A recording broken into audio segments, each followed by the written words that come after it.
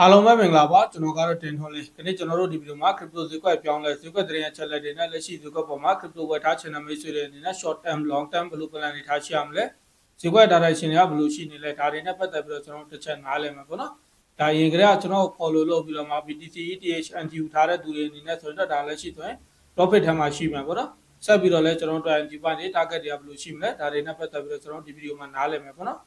လက်ရှိကျွန်တော် BTC ရဲ့ current price ကိုကြည့်ကြည့်မယ်ဆိုရင်တော့3,900 3,1000ဒီကြားထဲမှာရှိတာကိုကျွန်တော်တွေ့ရမှာဖြစ်တယ် ETA ဆိုရင်လည်း2,900 2,800ဒီကြားထဲမှာရှိနေရပါတော့ BNB Solana Doge TRH ADA Avax BCH LTC NIA APT ICP ဒီကွာတွေကလည်းတက်တက်အနေထားမှာရှိရပါတော့ HRP တခုကတော့နည်းနည်းလေးdownside မှာပြန်ရှိနေတယ်လို့ပြောလို့ရတယ်ပေါ့ဆိုတော့ကျွန်တော်ဒါတဖြည်းဖြည်းနဲ့ကျွန်တော်ဒီ weekly closing back ကိုရောက်ရင်တော့ဒါဈေးကွက်မှာပြန်ပြီးတော့နည်းနည်းလေးကျွန်တော်ဒါdownside တစ်ခုရှိလာမယ်လို့ကျွန်တော်ထင်တယ်ပေါ့နော်ဒါကျွန်တော်အမြင်ရဆိုတော့ဒါဆက်ပြီးတော့လဲကျွန်တော်ဒါပို့ပြီးတော့နားလည်ပူချတော့ BTC ရဲ့ chart တွေကိုတစ်ချက်လောက်ကြည့်ကြည့်အောင်ပေါ့ဆိုတော့ပထမဆုံးကျွန်တော်ဒီမှာ BTC ရဲ့ 4 hour chart ကိုတစ်ချက်လောက်နားလည်အောင်ပေါ့နော် Okay 4 hour ရကျွန်တော်ဒီမှာကြည့်ကြည့်မယ်ဆိုရင်ကျွန်တော်ဒီလို downside ကိုရောက်ခဲ့ပြီးတော့မှာပေါ့နော် downside ကိုရောက်ခဲ့ပြီးတော့မှဒီကနေစပြီးတော့ကျွန်တော်ပြန်ပြီးတော့ဒါ hard လို့ pattern တွေအနေနဲ့ uptrend ကိုပြန်စနေတာပေါ့နော်ဆိုတော့ကျွန်တော်ရင်ပြောခဲ့တာရှိရပေါ့3,300 3,400ပေါ့နော်ဒီကြားထဲမှာဒီယူထားတဲ့သူတွေအနေနဲ့ဆိုရင်လက်ရှိဒါ profit ထဲမှာရှိမှာပေါ့နော်အဲ့ထက်စောပြီးတော့ကျွန်တော်ပေးခဲ့တဲ့ target တွေကိုပြောရမယ်ဆိုရင်တော့ကျွန်တော်ဒါ9,200ပေါ့နော်9,200တို့ဒါ8,400ပေါ့အဲ့ဝင်းကျင်တုံးကလည်းကျွန်တော်ဒီ target တွေပေးခဲ့တာ NT တွေပေးခဲ့တာရှိရပေါ့နော် target တွေလည်းပေးခဲ့တာရှိရပေါ့ဆိုတော့အဲ့ချိန်ကတည်းက NT ယူထားတဲ့သူတွေအနေနဲ့ဆိုရင်လက်ရှိထိလည်းဒါ profit ထဲမှာရှိမှာပေါ့ဆိုတော့ဆက်ပြီးတော့လည်းဒီမှာကျွန်တော်ဒါ NT အသစ်ယူချင်တဲ့သူတွေအနေနဲ့ကြတော့ fresh NT အနေနဲ့ကျွန်တော်ဒါ3,600ကနေပြီးတော့3,500ပေါ့နော်ဒါလည်းကျွန်တော်ဒီ weekly closing back ကိုရောက်ရင်တော့ဒါအဲ့ price ထီကိုကျွန်တော်ကြမယ်လို့တော့ကျွန်တော်ထင်တယ်ပေါ့နော်အဲ့ဒီဝန်းကျင်လောက်ကိုတကယ်လို့ဒီမှာ form ဖြစ်နေတဲ့ pattern ကျွန်တော် ascending triangle pattern ဖြစ်မယ်ဆိုရင်တော့ကျွန်တော်ဒါဈေးကွက်က bull market ဖြစ်ဖို့ပို့ပြီးတော့တေချာသွားပြီပေါ့နော်တကယ်လို့ဒီမှာကျွန်တော် high low high high အနေနဲ့နည်းနည်းလေး downside ကိုရောက်မယ်ဆိုရင်တော့ကျွန်တော်အတွက်ဒါ entry point တစ်ခုရနိုင်တယ်ပေါ့နော်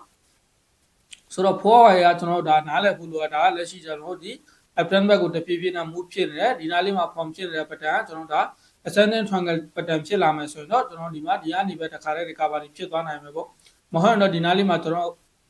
ပြောမယ်ဆိုရင် hard low pattern တွေအနေနဲ့နည်းနည်းလေး downside ကိုရောက်တဲ့အချိန်ကျွန်တော်ဒါ3,500 3,600ပေါ့နော်ဒီ win ချိန်မှာကျွန်တော် small margin low leverage long back ကို entry တစ်ခုဖွင့်မယ်ပေါ့နော်ဆိုတော့လက်ရှိထိကတော့ကျွန်တော်ဒါ uptrend နဲ့မှာရှိနေတယ်ပေါ့ဆိုတော့ကျွန်တော်ဒါ daily ကိုတစ်ချက်လောက်သွားကြည့်ကြည့်အောင်ပေါ့နော်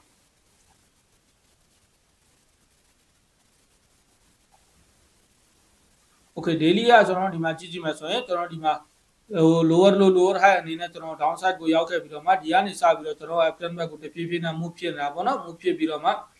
လက်ရှိဆိုရင်လည်းကျွန်တော်ပထမဆုံးတစ်ခေါက်လည်းကျွန်တော်တသိန်းအထက်ကိုကောင်းကောင်း move ဖြစ်ခဲ့တယ်ပြီးရင်ကျွန်တော် downside ကိုနည်းနည်းရောက်ခဲ့ပြီးတော့မှပြန်ပြီးတော့ move ဖြစ်နေတယ်ပေါ့နော်ကျွန်တော်ဒီနားလေးမှာလည်း downside တစ်ခုရှိလာတယ်ပေါ့ဒီ same pattern အတိုင်းပေါ့နော်ဒီပုံစံနဲ့ကျွန်တော်ဒီနားလေးမှာလည်းနည်းနည်းလေးထပ်ပြီးတော့ downside ရှိလာမယ်ဆိုရင်ကျွန်တော်တို့ anti band တစ်ခုကောင်းကောင်းဖြစ်လာနိုင်တယ်ပေါ့နော်တကယ်လို့ဒီမှာကျွန်တော် ascending triangle pattern form ဖြစ်ပြီးတော့မှဒါဈေးကွက်ကအပေါ်တက်သွားမယ်ဆိုရင်တော့ဒီကနေစပြီးတော့ recovery ဖြစ်သွားမယ်ပေါ့ကျွန်တော်ရင်ပြောထားတဲ့အတိုင်းပေါ့နော်ကျွန်တော်ဒီ support line ကတော့ကျွန်တော်ဒီ9,000ကနေ9,200မှာဖြစ်တယ်ပေါ့နော်ကျွန်တော်ရဲ့ resistance ကတော့3,900 3,800ပေါ့ကျွန်တော်ဒီ resistance ကိုတော့ဒါ cross လုပ်ပြီးတော့မှအထက်ကို move ဖြစ်တယ်ပေါ့နော်ဒါမဲ့ကျွန်တော်ဒါကိုပြန်ပြီးတော့ retest လုပ်မယ်အနေထားတော့ရှိရပေါ့တကယ်လို့ဒါကို retest မလုပ်ဘူးဆိုရင်တော့ကျွန်တော်ဒါအချိန်အကြာကြီးဒီမှာ hold ဖြစ်နေဖို့ရှိရပေါ့နော်ကျွန်တော်အမြင်အရဆိုရင်ဒါကိုတစ်ခေါက်လောက်ကျွန်တော်ဒါ3,900 3,800ပေါ့နော်အဲ့ဒါကိုတစ်ခေါက် retest လုပ်ပြီးတော့မှကျွန်တော်အထက်ကိုကောင်းကောင်းမွန်မွန်ပြန်တက်နိုင်မယ်လို့ကျွန်တော်ထင်တယ်ပေါ့ဒါ retest မလုပ်ဘဲနဲ့တခါတည်းဒီကနေတက်ဖို့ကြတော့အရင် possible မဖြစ်ဘူးလို့ထင်တယ်ပေါ့နော်ဒါ weekly closing နဲ့နီးလာပြီဖြစ်တဲ့အတွက်ကြောင့်မလို့ဈေးကွက်ထဲမှာ volume နဲ့နည်းနည်းနည်းလာနေပြီပေါ့ပြောမယ်ဆိုရင်ဈေးကွက်ကဒါကောင်းကောင်းမွန် recovery တစ်ခေါက်ဖြစ်ပြီးသွားပြီပေါ့နော်ဆိုတော့ဒီနားလေးမှာကျွန်တော်ဒါ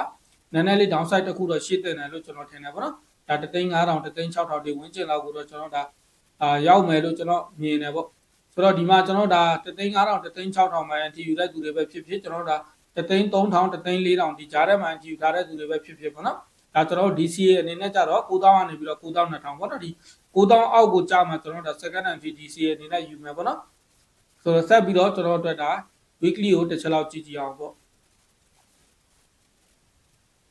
Okay weekly ကကျွန်တော်ကြည့်ကြည့်မှဆိုရင်ကျွန်တော်ဒါရင်ကလေးက uptrend မှာရှိလာပေါ့နော်ဒီကနေစပြီးတော့ကျွန်တော် uptrend ကိုကောင်းကောင်းမူဖြစ်နေခဲ့တာဆိုတော့အခုဆိုရင်ကျွန်တော်ဒါတသိန်းအထက်ကိုကောင်းကောင်းမူဖြစ်နေတယ်ပေါ့နော်ဆိုတော့ဒီမှာလဲကျွန်တော်အဲ့ဒါပဲခုနပြောထားတဲ့အတိုင်းပေါ့ဒီမှာလဲကျွန်တော်ဒါနည်းနည်းလေး downside တစ်ခုတော့ရှိတင်တယ်လို့ထင်တယ်ပေါ့နော်ဒီ weekly closing now ရောက်မယ်ဆိုရင်ကျွန်တော်ဒါဒီနားလေးမှာနည်းနည်းလေး downside ရောက်မယ်အဲ့ဒါမှာကျွန်တော်ဒါ small margin low leverage long back ကို entry တစ်ခုရနိုင်မှာပေါ့နော် target တွေအနေနဲ့ပြောရမယ်ဆိုရင်တော့ဒါပထမဆုံး target တွေကတော့တသိန်း1000ပေါ့နော်တသိန်း1000အနေဟိုဘက်မှာကျွန်တော်တသိန်း15000ပေးတော့တသိန်း2000အထက်မှာကျွန်တော်တသိန်း4000ပေါ့ပြီးတော့ကျွန်တော်ဒီ bull market အတွက် comment ထားကြတဲ့ target တွေကိုပြောရမယ်ဆိုရင်တော့ဒါတသိန်း4000ကနေပြီးတော့2သိန်း2000ထိကိုဒါကောင်းကောင်းမွန် comment ထားကြတယ်ရှိရပေါ့နော်ဆိုတော့အချိန်ခဏလောက်ပေးမယ်ဆိုရင်တော့ကျွန်တော်အဲ့ဘက်ကိုလည်းကောင်းကောင်းမွန်မှုဖြစ်ဖို့ရှိရပေါ့ဆိုတော့ပထမဆုံးကျွန်တော်ဒီဟာကိုတသိန်း9000တသိန်း8000ကိုတစ်ခေါက်လောက် retest လုပ်ပြီးတော့မှဒါကောင်းကောင်းမွန်မှုဖြစ်ဖို့ပို့ပြီးတော့ဖြစ်နိုင်ခြေရှိရပေါ့နော်ဒါတခါတည်းကျွန်တော်ဒီကနေတက်ဖို့ဆိုတာအရင် possible မဖြစ်ဘူးပေါ့နည်းနည်းလေးဒီနားလေးမှာကျွန်တော် downside တစ်ခုရှိလာပြီးတော့မှဒါကောင်းကောင်းမွန်မှုပြန်ပြီးတော့မှုဖြစ်နိုင်မယ်ပေါ့နော်ဆိုတော့ခဏဗီဒီယိုမှာတော့ဒီလောက်ပါပဲကျွန်တော်ဒါ weekly closing ပဲရောက်တဲ့အချိန်တော့ကျွန်တော်ဒါ anti point တစ်ခုရနိုင်မယ်ပေါ့နော်ဆိုတော့အဲ့အချိန်မှာကျွန်တော် small margin low leverage long back ကို anti ယူမယ်ပြီးတော့ target တွေကတော့ကျွန်တော်ခုနပြောထားတဲ့အတိုင်းပေါ့ပထမဆုံးကျွန်တော်ဒါ short term target ပြောရမယ်ဆိုရင်တော့တသိန်း1000ပြီးတော့ဟိုဘက်မှာတသိန်း15000ပြီးတော့ကျွန်တော်ဒါတသိန်း2000ကနေပြီးတော့ဟိုဘက်ကိုပေါ့ကျွန်တော်ခုနပြောထားတဲ့အတိုင်းပေါ့နော်တဖြည်းဖြည်းနဲ့ move ဖြစ်ဖို့ရှိမှာပေါ့ဆိုတော့ခဏဗီဒီယိုမှာတော့ဒီလောက်ပါပဲအားလုံးပဲကျေးဇူးတင်ပါတယ်ကျွန်တော်မေးစရာရှိတာပေါ့နော်ဒါနားမလဲတာမရှင်းတာရှင်းလဲကျွန်တော် comment ချက်ထားလို့ရတယ်ဒါမှမဟုတ်လဲကျွန်တော် Telegram မှာလာမေးလို့ရတယ်ပေါ့နော်